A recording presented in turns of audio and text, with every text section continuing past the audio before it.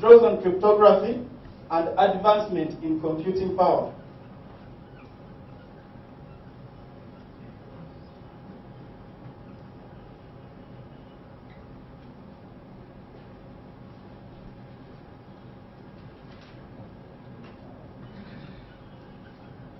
And involvement in the internet. These are the three characteristics of the blockchain technology. These are the three core values of the blockchain technology. It draws on cryptography. The information in all cryptocurrencies is encrypted. I think there is no better explanation to explain these things benchmarking on today's banking system. Today's banking system is built in a way that the information in there is not encrypted, and they always have to incur an enormous cost of auditing, tracking, processing, and reconciling all this ever-increasing transactional information, and then later, at the end of it all, they still have to find out or figure out why it is all saying the same thing at the same time. Remember, this information is used in different places because there are different banks, in different locations because these banks are not located in the same premises, by different users and in different locations throughout the entire world. So, trying to explain this draws on cryptography. You have seen that today's banking system has been subject to repeated breach. So many banks have been hacked. Last year you had the news that the KCB bank was hacked by some Kenyans, right? And this is due to the fact that they are using quite a very outdated technology. They're using quite very outdated technology, quite very outdated in that we have technology evolving very fast and people are getting more brilliant, yet they are using the same system that they used to use in the 1960s and the 1970s. Yeah? So this all has to change. So we are able to transfer value from one place to another with the blockchain technology. So just like the internet was lessly adopted in the early 1990s, because the internet started roughly in 1993, so many people didn't know about the internet, and many countries like Kenya fought the internet technology until they just had to adopt. It is the same way the blockchain has come. Blockchain is coming to revolutionize the world in how payments are done and how record keeping is done, how value is transferred. I can give you one example. Today, the banking system is trying to evolve, or is trying to improve technology, evolving towards speed. In the earlier days, people used to send checks, or people used to give you checks, and this check would last about a week, or even 2 weeks for your money to mature. And recently, checks just have to spend 2 days and money is in your account. So they are evolving towards speed. You get? However, if you compare the transaction or the financial sector with the information sector, you find that the information sector is way much more advanced than the financial sector. Remember, they have to match because they move hand in hand. Because, for example, if someone right now is tweeting or texting or Facebooking about what I'm talking about, someone in Sydney or Nairobi or someone in Bulgaria will already have read about it by the time I sit down again. That is how fast information is. WhatsApp is instant. However, if you bought a stock on one of those iPhones, you'll find that you won't have that stock until at least next Friday. So there is a very big time lag between the information that is sent and completing transactions. Because these transactions usually lag, in many cases, days, or not weeks. And the blockchain technology is here to solve this. There are still many good questions to be asked and answered about this technology, and as it matures, but we shall get there. This is how the financial system works. when you go and make a transaction in your bank, what happens is that your bank will record your transaction in a ledger. If you have deposited 10 million shillings, the ledger will show plus 10 million shillings at this branch and at this time deposited by you and everything. This is all the information that goes into their ledger. When you withdraw, they will show a minus. So literally it is a plus and minus in this ledger. There is no rocket science in this reconciliation of the books of accounts in any bank. Okay? So, and it will also be done in the same banks, in the other banks, because they have different customers. Now, these ledgers are centralized. They are only kept within one bank. You get? This is the meaning of the word centralized. They are only kept within one bank. And at the end of it all, one bank has to send it to the central bank so that the central bank can do its auditing and reconciliation. And it also has to deduct their fees of regulation. And also this bank also has to do the same. And remember, there will be a bankers association which will share the information of all banks and how they have performed. So information is centralized and it's kept until it moves to another level. And it's kept for some time until it moves to another level. Also kept this level, the central bank will also keep it for some time until it moves to a higher rank. And also that higher rank will keep it for some time until it moves back within the trade. You get that? This is how the present banking system is operating. It works on trusted third parties. Now, this takes a lot of time. Now, the blockchain technology is quite instant, and it does the same function. Auditing, tracking, recording, processing, ever-increasing amount of transactional information and reconciliation, all those functions are not going to go away with the blockchain technology. But the sheer power of this technology is that they are going to be done at digital speed and more accurate than what human beings are doing. So this is what the blockchain does, the blockchain technology does.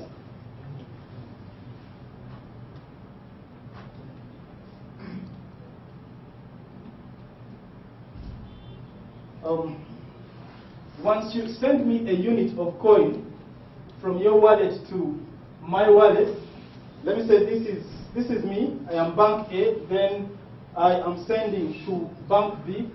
This transaction will be recorded, it will be recorded in my ledger. You get? The transaction will be recorded in my ledger. However, it won't stop there. The same transaction will be recorded in the other bank's ledger also. Then it won't stop there because these transactions are usually in sync in design, as in they are supposed to be uniform in design throughout the whole ledger. So when you have a wallet, whenever someone sends a coin, we all get that transactional information in our wallets. So I will receive, if I make a transaction to this bank will also receive that transactional information, and the central bank will receive the transactional information instantly, and insurance will also receive, KCCA, parliament, and everyone will receive the same information. And as also these people transact, the script is building. You get? The transactional information is still flowing. Whoever transacts, there is another block that is being built. This is why we call it the blockchain, or distributed ledger technology. You get? Every transaction creates a block. Do you get that? And then why they call it the distributed ledger technology is because everyone has a ledger and the ledgers are distributed throughout every user. Yeah?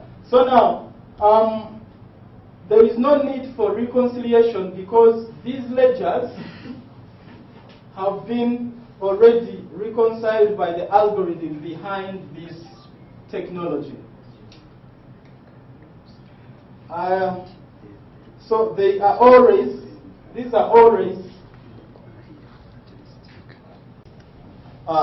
secret.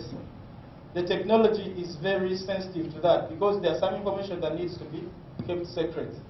So this is why the blockchain technology is important. It does all the work that is being done by today's global banking system within seconds. This is actually microseconds at digital speed. Get that? Yeah. And then the algorithm behind, or what keeps the mechanism behind these transactions is the algorithms that are behind every cryptocurrency. OneCoin has its own blockchain and algorithm, which ends at 120 billion. I hope you guys are aware of that. Bitcoin has its own algorithm that ends at 21 million. Zclassic has its own algorithms that also ends at 21 million because it was cloned from Bitcoin, and so on. So now, the algorithm, I will explain the algorithm in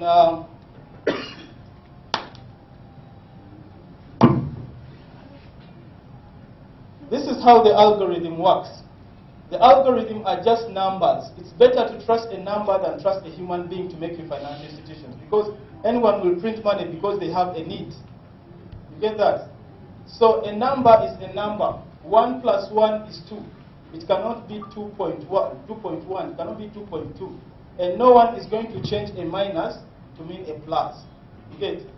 So they use algorithms, and this is why it is more secure than the present banking system. I'll pass you through the advantages of cryptocurrencies later. But now, to illustrate the algorithm, it took me about a year, but I hope I'll be able to deliver to you in just minutes. There is this game, there's this number puzzle that is usually in the newspaper article called Sudoku. I don't know if any of us tried to answer it. Are there any people that have tried it? Yes. Yes. I want someone that knows it well.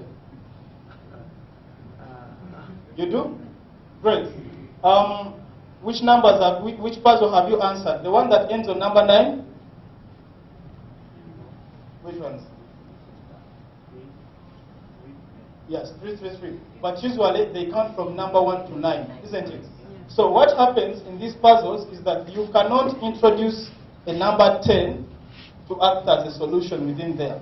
Am I right? Yes. It is the same way you cannot add, you cannot get 21 million plus 1 in Bitcoin once the algorithm is done. The other mathematics thereafter is wrong. You get? It's the same way they cannot add more than 120 billion OneCoins. It's 120 billion, and that is the cap. You get? So this number puzzle also works on algorithms. Then the other thing is that when you're answering this number puzzle, what happens is that when you fill in any wrong value in any box, that means all the other boxes will disagree. Do you get that? Yes. They will disagree. So it's the same thing. If this is our network of ledgers, and this is me, and I send so much money to his account, for example, yet I have less money in my account. Remember, the books of reconciliations are being done by all parties throughout the entire world at the same time, same minute, same second. So all these other ledgers will disagree to this transaction, and it won't be possible. It won't be processed. You get that? So it's the same way with this number puzzle also. If you fill in any wrong value in any box, all the other boxes will disagree, and you will have to look for where you went wrong until you get the puzzle correct. Have we understood why algorithms are more strict and more trusted than human beings? Because they are numbers. So this is the power behind the blockchain.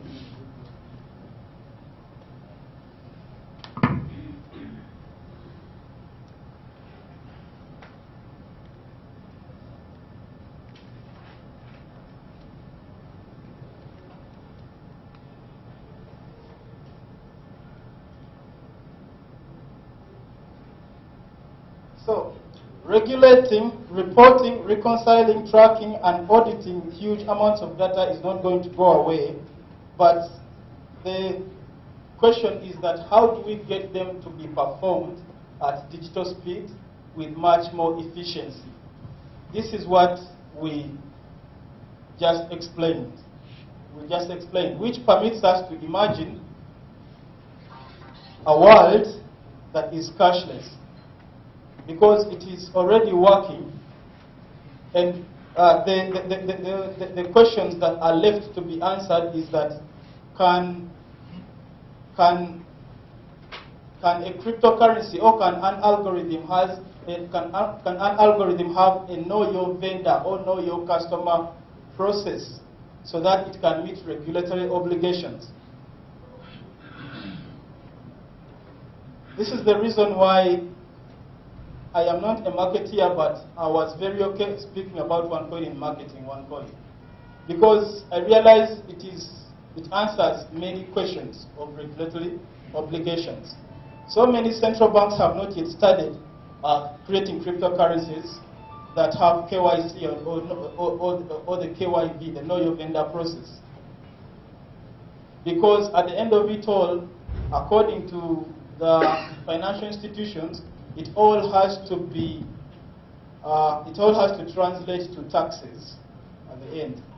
So if they do not know the person that is making a transaction, that means the government is not going to take their taxes, and government cannot control people that it doesn't tax from. There has to be some kind of regulations. So the most important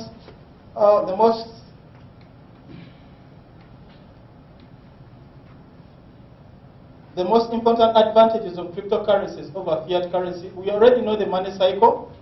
You had a very good presentation from Stuart. He must have taken you through the revolution of money, right?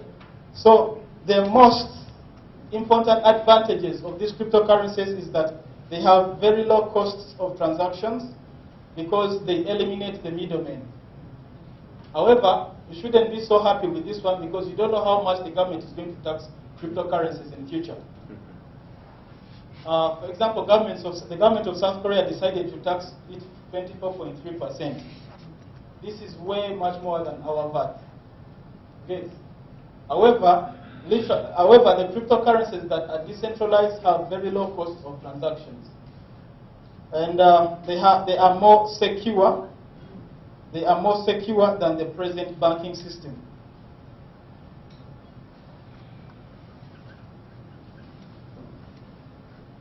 They are more secure than the present banking system for the reason I just described to all of you, because they work on algorithms. Do we agree? Yeah. And then the other reason is that they have no inflation. What causes inflation is when the central banks print more money, the money that we have in our pockets lose value immediately. Remember, if this algorithm ends on the number 9, you cannot create up a 9.1. I hope I illustrated that and everyone understood that. Yes. So there is no inflation in these cryptocurrencies. And in addition, if governments are followed up, or if regulators followed up in the instituted cryptocurrencies that have the Know Your Vendor process, where the OneCoin is soon going to bring the Know Your Vendor process because of the deal shaker. Vendors also have to be known just like customers are known. So, they institute the Know Your Vendor process and the Know Your Vendor the Know Your Customer protocol. That means governments will be able to net their taxes 100%.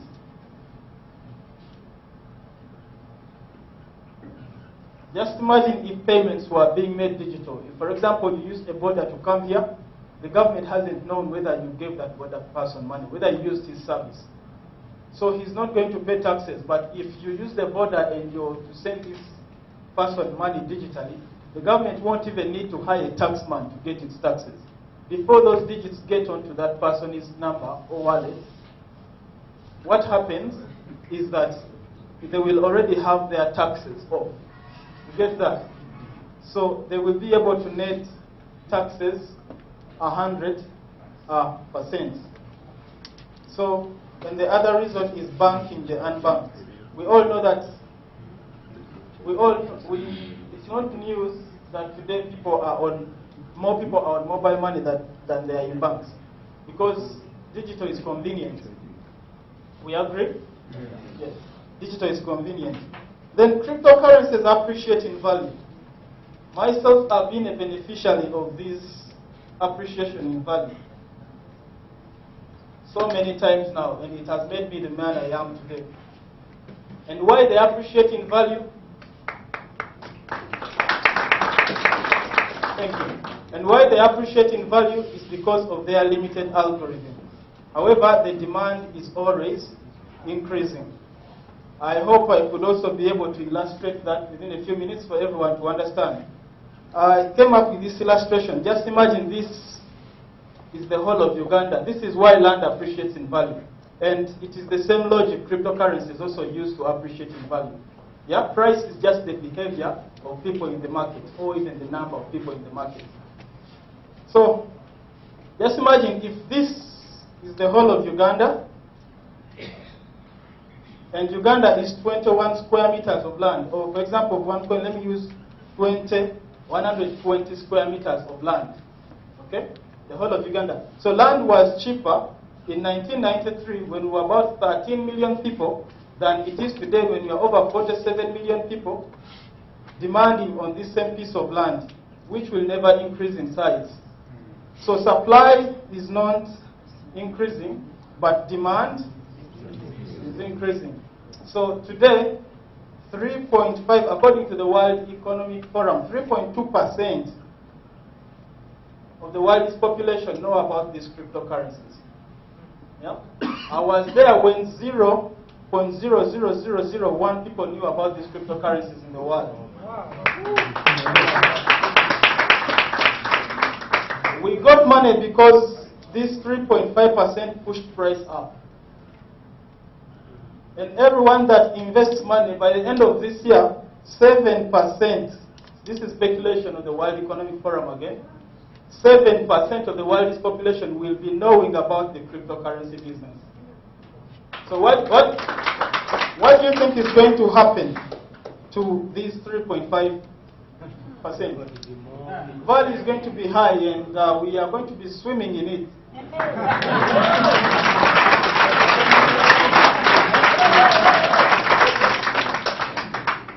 So this is what happens, and this is why cryptocurrencies appreciate in value.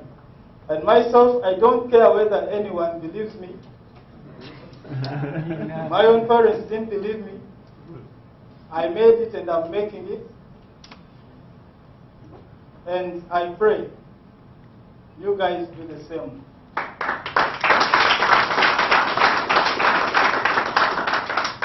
Please just invest in the future. The blockchain technology is the future. We should take it as serious as we should have taken the internet technology in the early 1990s. It's a big deal.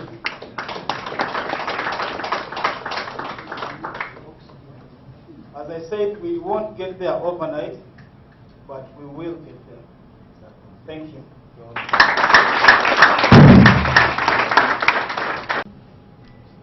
Combined.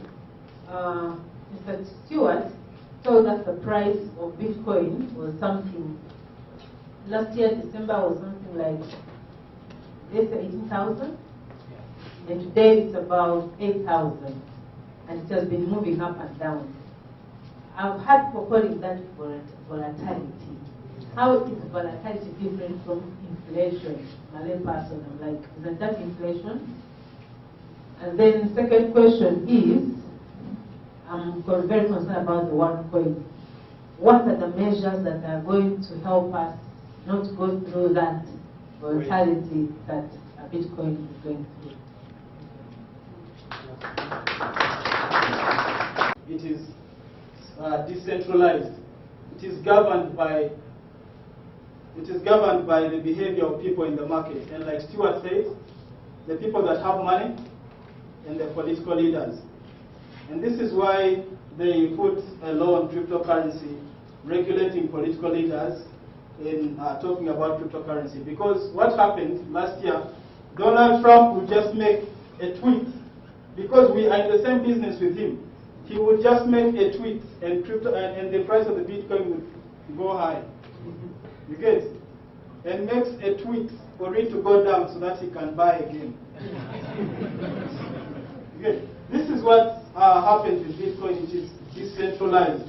And volatility is different from inflation. Inflation is the persistent increase in prices of goods and services. Yeah? Volatility is the rate at which the money market performs. But at the end of it all, this is always the curve of cryptocurrencies. It will go down to as much as the correction needs it to be. Like recently, the Bitcoin went up to 6,500. The brilliant ones we bought. I know, Stuart, you bought. And then now we are swimming in money because it's back at 10,000. So if you bought 50 or if you bought 100 Bitcoins, you have almost a profit of $800,000. You get? So the price is always like this. When you look at the Bitcoin in the start, it was 0.1. It went up, then it went down again. It went up and went down again. It went up and it went down again. So tell me, would you have lost money if you kept your Bitcoins for a good number of time? No. So what happens in this business is that it's like a tool of transferring money from the impatient hands to the patient ones. For as long as you be patient, it will still go up. I hope that answers your question. Yeah. Then the second question about OneCoin was... how do we, why won't OneCoin become as volatile as Bitcoin? Now, OneCoin is a centralized cryptocurrency, and they are benchmarking it on centralized technology. This is why there are concepts like CoinCept. People like me have a good millions of them, of OneCoins. So if I want to drive the market of OneCoin crazy, I can. But because there is this concept, I cannot, because my coins are in CoinCept. And the other thing, they will be limiting the transactions of the transactions that you can, the coins that you can be able to trade on the forex, on the CoinEx coin once it is up. You get? So somehow it is a bit regulated than Bitcoin and the other cryptocurrencies. Remember, the technology is growing. I'm very sure if there is anybody, but there is no one here that is still holding the very first Nokia phones that we used to hold. So the technology began. It was very good and scary by that time. However, we are now further than that. So it's the same way. Bitcoin came, introduced the technology, they are making improvements on it. Yeah. KYC, KYB, and they are making improvements in a way that these cryptocurrencies can be able to take transactions in gigantic numbers. A grandmother in the village can use this mobile money technology because it's just *165 hash, and the USSD will run and give you another option to pick from. Okay. So it is simpler. And therefore, it is, and because it has also been pre-mined, it is easier. Then, because also it is governed by a central body, would you invest in something something where you don't know the owner? Would you? No. Well, me, I did. I invested in Bitcoin. It takes great energy to invest in something like that. But here we know the owner, we know the administration, and the white paper came out. I think it's advantageous to invest in OneCoin now, before October 8th. Secondly, you asked how much I've invested in cryptocurrency. Well, I have several portfolios. I have over 38 portfolios in different cryptocurrencies. Over 38. I've invested in OneCoin, I've invested in Bitcoin, I've invested in Z Classic, Ethereum, Stratis, Neo, Dash, name them. And they have given me quite a substantial amount of money, and I've reinvested. They have given me millions of dollars, and I've reinvested. So I have, so many of you want to know how many OneCoins I have a good millions. Yeah. More than 30 years. I invested 18 power packs. So if you can calculate at the rate of, if every power pack was giving about 7 million coins by then, you could estimate that I'm almost close to 100 million. But I'm not mentioning my other investments for cryptocurrency. Some of us, or majority of us, may be getting this information for the first time. And someone may wonder, because we are hearing of these coins, OneCoin, I've heard of Ethereum, there is Bitcoin, I think there is something called Ripples or something. So one wonders, if, let's say from here, I have my 1 million shillings, and I want to start either trading or want to buy a Bitcoin or something. Do I go to the internet and log in Bitcoin and then I get, or do I have to go to a specific person to get? How best does someone begin investing or acquiring those coins or the different from? He is going to give you the best knowledge on how to invest and trade in cryptocurrencies. Okay, equip yourself around with people that will give you this knowledge. I also do the same, but sometimes time is not on my side. You have to balance family and work, and I travel a lot. So I would advise get a person that is well informed. Do not get an amateur or someone that just traded yesterday and made a few shillings. Yeah? Invest in yourself.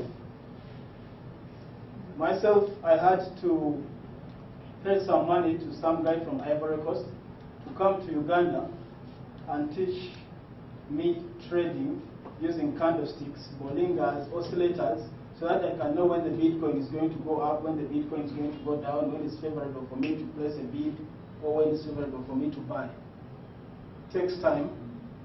Invest in yourself. Go to a school. The educations are usually for a few days, right? Yeah, a few days. There is no other schools you're going to go for and they teach you Bitcoins. They are going to take you back to social studies. They will teach you English, you know, things that are not even going to help you so much in today's world. The world is evolving very fast. We need to evolve with it. So if there is a chance that you could go and get some education, just find it. I found mine, you find yours too.